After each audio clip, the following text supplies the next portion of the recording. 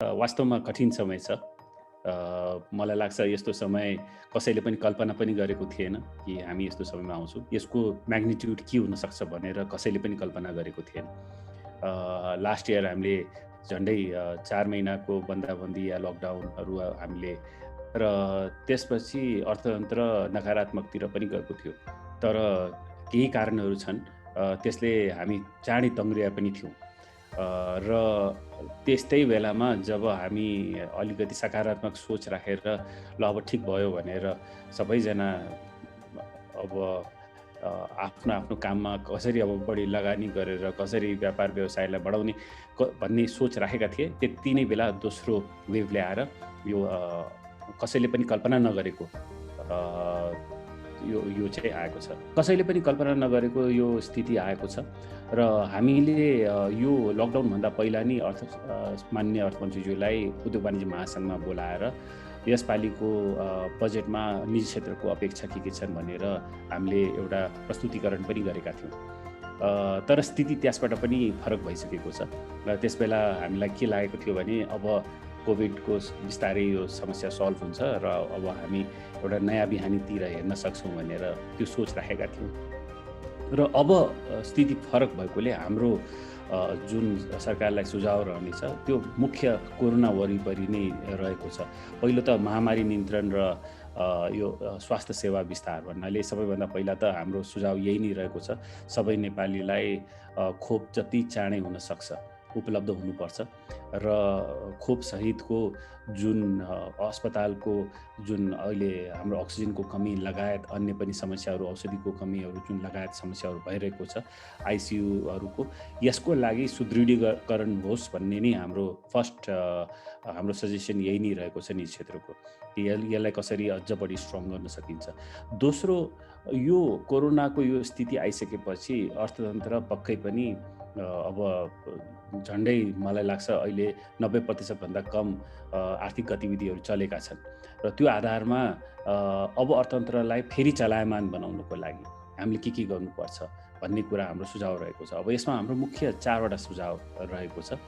एउटा अति प्रभावित क्षेत्रहरू जस्तै जुन हाम्रो पर्यटनसँग जोडिएको क्षेत्रहरू छन् र अरू त्यसपछि मनोरञ्जनसँग जोडिएको क्षेत्रहरू, सञ्चारसँग जोडिएको क्षेत्रहरू, यो चाहिँ अति नै प्रभावित क्षेत्र रहेको छ। जुन पछिल्लो जुन हाम्रो कोभिडको समस्या अलिकति कम हुँदाखेरि पनि तङ्ग्रिन नसकेको क्षेत्रहरू छन्, उनीहरूलाई चाहिँ विशेष राहत हामीले गरेनौँ भने यो क्षेत्र सधैँभरिको लागि एउटा ठुलो समस्यामा पर्छ जस्तो हामीलाई लाग्छ। त्यस्तै गरेर उद्योगको लागि हामीले 3-4वटा कुरा जुन हामीले भनेका छौँ। एउटा बिजनेस कन्टिन्युएसन लोन, होइन, धेरै बिजनेसहरूको क्यास फ्लो एकदमै बिग्रिएको छ, त्यसले गर्दाखेरि कन्टिन्युएसन बिजनेसलाई राख्नलाई गाह्रो भइरहेको छ। त्यो आधारमा बिजनेस कन्टिन्युएसन लोनको हामीले कुरा गरेका छौँ। हामीले पुनर्कर्जाको कुरा गरेका छौँ। पुनर्कर्जाको हामीले के भनेका छौँ भने धेरै यस्ता व्यापार व्यवसायहरू छन् त्यसमा चाहिँ अहिले तिर्न नसक्ने अवस्था रहेको छ र त्यसैले गर्दाखेरि कर्जालाई हामीले रिफाइनेन्सिङ, राष्ट्र ब्याङ्कको रिफाइनेन्सिङ मार्फत उनीहरूलाई राहत हुनुपर्छ भन्ने कुरा गरेका छौँ। तेस्रो, हामीले पुनर्तालिकाको कुरा गरेका छौँ भन्नाले डिफर्मेन्ट्स अफ द लोन, होइन, यसको पनि कुरा गरेका छौँ। हामीले केही ब्याज दरहरूको पनि कुरा गरेका छौँ।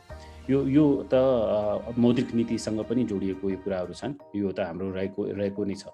त्यसपछि हामीले एउटा जुन अहिले एकदमै आवश्यक देखिएको हाम्रो कृषि इकोसिस्टमलाई पुनर्संरचना कसरी गर्ने, किनभने हाम्रो कृषिको हाम्रो उत्पादन हाम्रो तुलनात्मक रूपमा हेर्ने भने हामी धेरै नै कमजोर छौँ। कृषक समृद्ध भएन भने देश समृद्ध हुन सक्दैन। यो हाम्रो भिजन पेपरमा पनि यसलाई हामीले प्राथमिकताको रूपमा राखेका छौँ र कृषिलाई कसरी सुदृढ बनाउन सकिन्छ भन्ने कुराहरू हामीले सुझाव दिएका छौँ। त्यसपछि हामीले सार्वजनिक सेवा, यो खास गरेर जसले गर्दाखेरि सुशासन अझ बढ्छ भन्ने कुराहरू हामीले राखेका छौँ। हामीले सधैँ भनेको कुराहरू पूर्वाधार विकासको कुरा छ। हामी एकदमै हाई कस्ट इकोनोमी भएका छौँ। तुलनात्मक रूपमा हाम्रो हरेक कस्टहरू हेर्ने हो भने हामी धेरै हाई रहेका छौँ। त्यसैले गर्दाखेरि हामी ट्रेडिङ इकोनोमीतिर बढी गइरहेका छौँ र कस्ट घटाउनको लागि पूर्वाधार विकास गर्न एकदमै जरुरी छ। हाम्रा भन्सारमा भएका संरचनाहरू, त्यस्तै गरेर हाम्रो हाइवेहरूको समस्याहरू, यसलाई समाधान गर्नको लागि एकदमै जरुरी छ। यो गरेनौँ भने हाम्रो इनपुट कस्ट चाहिँ एकदमै बढिरहन्छ, त्यसैले गर्दा पूर्वाधारमा हामीले लगानी गर्न जरुरी छ।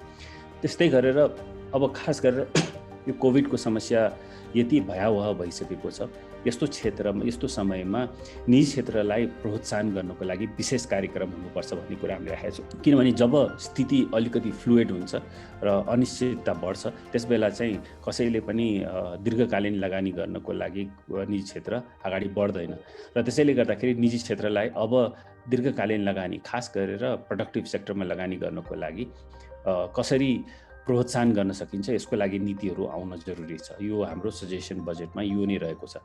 त्यसमा चाहिँ हामीले सबैभन्दा पहिला उद्योगलाई कसरी प्रतिस्पर्धी बनाउन सकिन्छ भन्ने कुराहरू राखेका छौँ।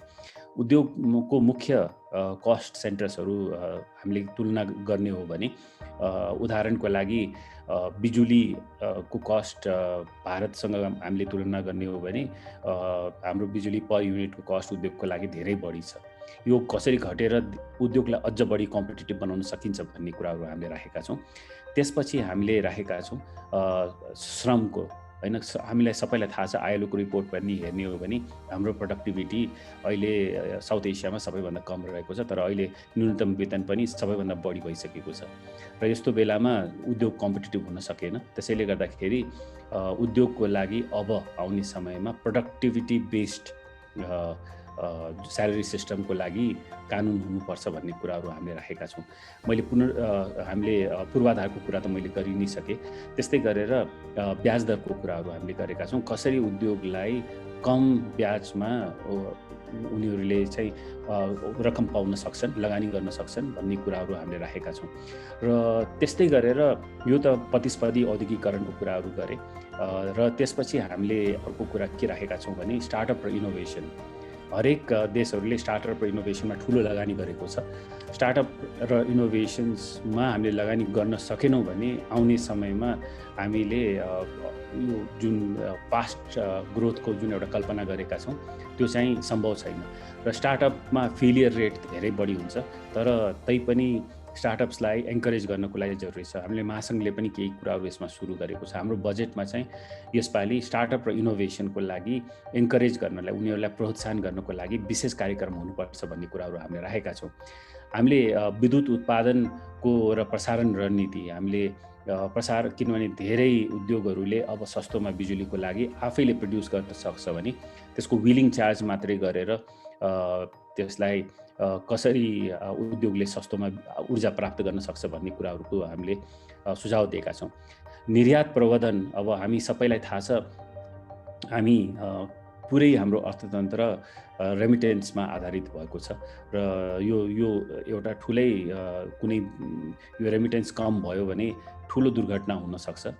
तर त्यसैले गर्दाखेरि निर्यातलाई बढाउन जरुरी छ। निर्यातलाई बढाउनको लागि जुन माथि भनिएका कुराहरू जस्तै कस्ट अफ डुइङ बिजनेस त छँदैछ, इज अफ डुइङ बिजनेस छँदैछ, तर त्यसबाहेक निर्यातमा कुन क्षेत्रमा कसरी अलिकति इन्सेन्टिभ दिएर र त्यहाँ भएका समस्याहरूलाई, खास गरेर नन ट्यारिफ ब्यारियर्सहरू जस्ता समस्याहरूलाई समाधान गरेर यसमा हामीले निर्यातलाई प्रवर्धन गर्न सक्छौँ भनेर कुराहरू राखिएको छ। त्यस्तै गरेर साना र मझौला उद्योग, अब हरेक अर्थतन्त्रको मेरुदण्ड भन्नाले साना र मझौला उद्योगी नै हुन्छ। नेपालमा पनि साना र हामी ठुला उद्योगहरूको कुरा गर्छौँ, तर खास भन्ने हो भने यो देशको मेरुदण्ड, अर्थतन्त्रको मेरुदण्ड साना र मझौला उद्योगी व्यवसाय नै रहेका छन्। उनीहरूको आफ्नै युनिक प्रब्लम्सहरू रहेका छन्। एउटा सबैभन्दा ठुलो युनिक प्रब्लम कस्तो रहेको छ भने उनीहरू कर्जा प्राप्ति उनीहरूको लागि धेरै नै ठुलो समस्या भएको छ। किनभने हामीका ब्याङ्किङ सिस्टम एकदमै कन्जर्भेटिभ छ। उनीहरूले कर्जा प्राप्ति गर्नको लागि एकदमै ठुलो समस्या परेको छ र त्यही आधारमा साना र मझौला उद्योगलाई कर्जा प्राप्ति लगायत अन्य केही जुन कानुनहरू छन् जुन त्यसलाई परिवर्तन गर्नुपर्ने, त्यस कुराहरूलाई हामीले बजेट हाम्रो सजेसनमा राखेका छौँ। र हामीले त्यसपछि महिला उद्यमशीलताको विकास कार्यक्रम, किनभने यो पनि एकदमै आवश्यक छ। अब 50% पपुलेसन जब महिला छन्, महिलाहरूको उद्यमशीलता बढाउनको लागि खास गरेर जुन साना र मझौला व्यवसायमा लागेका महिलाहरूलाई चाहिँ विशेष एउटा पुस चाहिँ गर्न आवश्यक छ जस्तो मलाई लाग्छ। हामीले नीतिगत सुधारहरूका कुराहरू गरेका छौँ। नीतिगत सुधारका धेरै कार्यक्रमहरू जुन अहिले परिवर्तन गर्नु जरुरी छ, जसले प्रोत्साहन गर्न सक्छ निजी क्षेत्रलाई अझ बढी लगानी गर्नुको लागि। यो कुराहरू हामीले राखेका छौँ र हामीले एउटा सजेसन यसपालिको बजेटमा के दिएका छौँ भने सम्पत्तिको अभिलेखीकरणको हामीले कुरा गरेका छौँ। हामीले के भनेका छौँ भने सम्पत्तिको अभिलेखीकरण नेपालमा अहिलेसम्म भएको छैन र जबसम्म अभिलेखीकरण हुँदैन तबसम्म प्रोडक्टिभ सेक्टरमा जुन लगानी हुन सक्थ्यो त्यो चाहिँ हुन सकिरहेको छैन र यसको चाहिँ एक पटक अभिलेखीकरण भयो भने त्यसपछि सरकारलाई पनि यो भोलि कर उठाउनलाई पनि र करको दायरा बढाउनलाई पनि सजिलो हुन्छ र यसले चाहिँ अझ बढी प्रोडक्टिभ सेक्टरमा लगानी बढ्न सक्छ।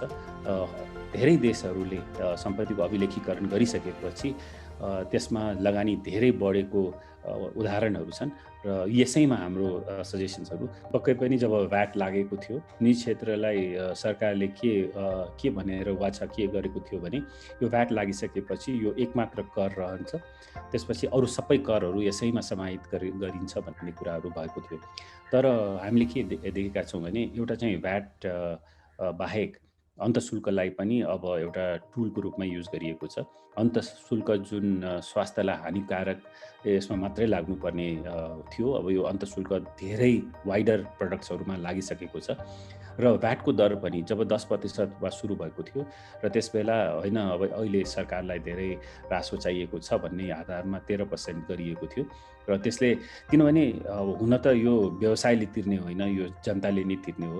तर जब प्राइस बढ्छ त्यसबेला चाहिँ मार्केट खुम्चिएको हामीले देखेका छौँ। रिलेटिभली लो ट्याक्स रिजिममा चाहिँ मार्केट राम्रो प्रगति गर्न सक्छ र त्यो आधारमा हामीले अहिलेको समयमा खास गरेर कोभिड-19 को बेलामा बजारलाई चलायमान बनाउनको लागि अलिकति अफोर्डेबल हामीले गर्न सक्यौँ भने सर्वसाधारणको लागि त्यसले चाहिँ मार्केटलाई फेरि बाउन्स ब्याक गर्नको लागि एकदमै मद्दत गर्छ। यसले सरकारको राजस्व झन् बढ्छ भन्ने कुराहरू हामीले राखेका छौँ। अन्य करको पुनर्संरचनाको कुराहरू पनि हामीले गरेका छौँ। हामीले यसपालिको बजेटमा खास गरेर न्यायिक जुन टुल छन्, हाम्रो खास गरेर जुन हाम्रो ट्राइब्युनलहरू छन् त्यसलाई चाहिँ त्यसको नियमावली र त्यसको पुनर्संरचना हुनुपर्छ भन्ने कुरा, हाम्रो राजस्व न्यायाधिकरणको हुनुपर्छ भन्ने कुराहरू हामीले राखेका छौँ। करको दरहरूको पनि हामीले कुरा गरेका छौँ। करको दरहरूमा पनि केही सुधार आवश्यक छ, खास गरेर उद्योगको लागि केही सुधारहरू आवश्यक छ भन्ने कुराहरू, त्यसमा अलिकति प्रोत्साहन हुन सक्यो भने यसले चाहिँ सकारात्मक लगानी लिएर आउँछ भन्ने कुराहरू हामीले राखेका छौँ। अब हामीले पछिल्लो वर्ष जब कोभिडको महामारी भइसक्दाखेरि हामीले के भनेका थियौँ भने पुनर्कर्जा ठुला उद्योगी व्यवसाय भन्दा पनि साना व्यवसाय र मझौला व्यवसायलाई नै फोकस हुनुपर्छ भनेर हामीले भनेका थियौँ। मलाई लाग्छ राष्ट्र ब्याङ्कले जुन कर्जाको जुन लिएर आएको थियो त्यसले पक्कै पनि हुन त किनभने साना र मझौलाको निड पनि धेरै छ, किनभने नम्बर्सहरू धेरै बढी हुन्छ, तर केही राहत हामी सन्तोष चाहिँ गर्न सक्छौँ हैन। तर हामीले एउटा कुरा के भनेका थियौँ भने प्राइभेट सेक्टरको इन्भल्भमेन्ट पनि हुनुपर्छ, खास गरेर महासङ्घको इन्भल्भमेन्ट यसमा भयो भने हामीले पनि सरकारसँग सहकार्य गरेर आइडेन्टिफाई गर्न सक्छौँ यस्ता साना र मझौला उद्योगी व्यवसायहरूलाई कुन क्षेत्रमा गर्दाखेरि राम्रो हुन्छ भन्ने कुराहरू हामीले राखेका थियौँ। त्यो हुन सकेन तैपनि सरकारको रोल आउट सेटिस्फ्याक्सन रह्यो। तर जुन कर्जाको जुन व्यापार व्यवसायको कन्टिन्युएसनको लागि जुन कर्जाको कुरा थियो त्यसको नियमावली चाहिँ एकदमै कठिन आयो हैन। त्यो कठिन भएकोले जुन बिजनेस कन्टिन्युएसन लोन जुन राष्ट्र ब्याङ्कले एनाउन्स गरेको थियो त्यो खास गरेर मझौला र ठुला व्यवसायहरूले पाउन सक्थे, त्यसलाई एक्सेस गर्न सक्थे लो कस्टमा। त्यो चाहिँ हुन सकेन किनभने नियमावली एकदमै रिजिड र वाटर टाइट आयो हैन। त्यसैले गर्दाखेरि जुन सरकारले योजना पनि बनाएको थियो त्यसको मलाई लाग्छ केही 2-4% मात्रै त्यो रकम खर्च भएको छ, नत्र त्यो अगाडि बढेको छैन।